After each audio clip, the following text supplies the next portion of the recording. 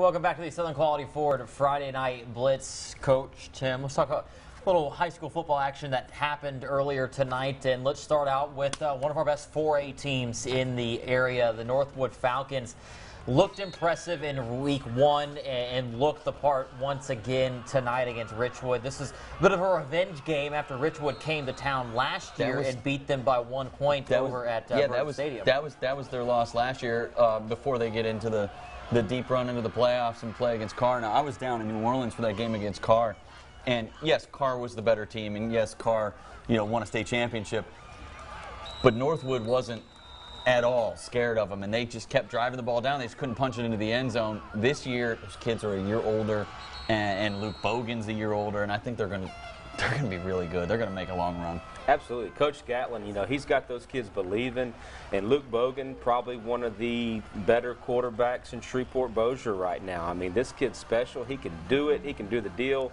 So, hey, watch out for the Falcons this year. Well, and especially with the way that game ends against Edna Carr, and you lose in that one, have to make that long trip down to New Orleans.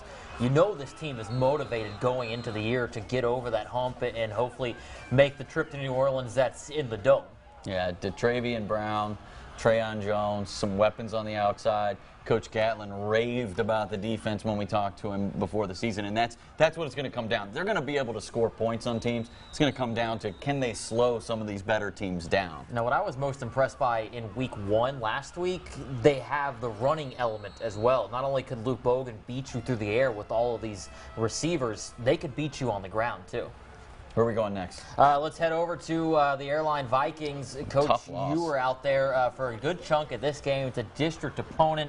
Take us through some of the things that you saw through the first, 3 quarters or so of this game. Yeah, I was enjoying the night, sitting over there with some coaching buddies and people that coach on our staff. And, what I saw was two really talented teams, going at it. I mean, the kid from Bastrop, he had a cannon arm and great athletic receivers, and then Airline's over there, and they're shuffling the quarterback still, trying to figure out which one fits best. But I mean, the kids are playing hard, and I think it came down at the end of the game. It was maybe a 1-score game. I can't remember the score, but two great teams going at it. Well, you mentioned that QB having a cannon. I think there was one throw in the second quarter where he must have been like on his own 30 and launched it to the goal line. I was there, and I actually, when he threw that ball, I looked over at one of our assistant coaches and I said, did he just throw that ball 60 yards in the air? And I think it was. Yeah, and it looked like it was a completion. They called it incomplete, but from my point of view, looked like it was a completed pass. But it's a second straight rough into the game loss for Airline. They were very close to beating Union last week, very close to winning again tonight. Well, Coach, you know how important these power points are, especially with games like this early in the season. Airline was a team that made it a couple rounds deep in the playoffs last year. How tough are these losses like this early in the year? They're tough. They're tough. They're hard to rebound from. You got to get those points early, and then hopefully you can get on a run and when you get into district.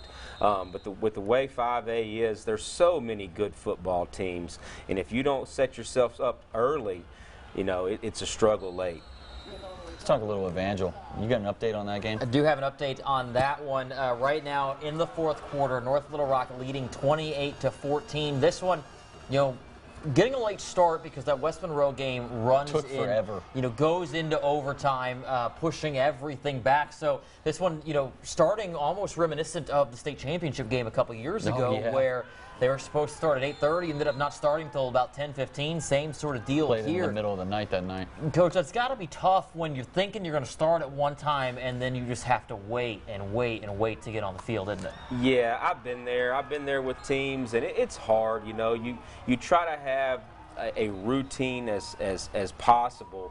But then if you get in these situations like the battle on the border and games last too long and your kids get out of rhythm and, before you know it, you're starting a game at 10:30 at night. That's tough on kids and tough on the fans too, and the coaches and administrators and band and, So I don't know how this one ended up, but I did have a friend tell me, look, don't count Evangel out, ever. Don't think too much into the Bishop Dunn and the Union Parish deal. They're still a very talented team, and Coach Dawson will have them right. I talked to Coach Duran earlier today, and when we were actually waiting on the West Monroe game to finish up on the sideline, and I said, just how good are you guys this year? And he said, offensively, we're not quite there yet. He goes, but my front seven's really good. They are. I mean, that seems to be, the case every year at Evangel. That front seven always a force to be reckoned with. Yeah. Let's go up to the border war, 104th plane of this game. Arkansas High taking on Texas High. This one over on the Texas side of the border. Jory sent me a couple pictures of the stands from this game, and Texas Tiger Stadium there at Grimm Park holds 12,000 people, and it was completely full, and then there was people standing along the fence, around the fence. They care about this game up there. Yes, yes. I tell you what, that is so much fun whenever you're playing a game or coaching a game that's packed out like that. I can remember whenever Dak Prescott was a senior, and we were 9-0 and they were 9-0, and we played week 10. And when we pulled up to the Parkway Stadium at like 5:30 on the buses with the team, both sides were completely full, nowhere to sit.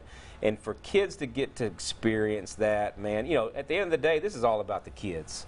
So for those kids and those kids tonight at Texas High and Arkansas High, for those kids to walk into that stadium and seeing all those people, they're going to remember that the rest of their life. And a little bit more scoring this time around. Yeah, last year the game ended 7-0 for Arkansas High. And tonight there's 80 points. Yeah, and a big win for Coach Stanford and for the Tigers to come to rally from behind to get that win tonight. And rebound from a tough week 1 loss a week ago against one of the Pflugerville teams. And we're a little short on time. Quickly about Benton. We've got about 30 seconds left. Benton Tigers fall again this week. They'll bounce back, though, won't they? Absolutely. They're a young team.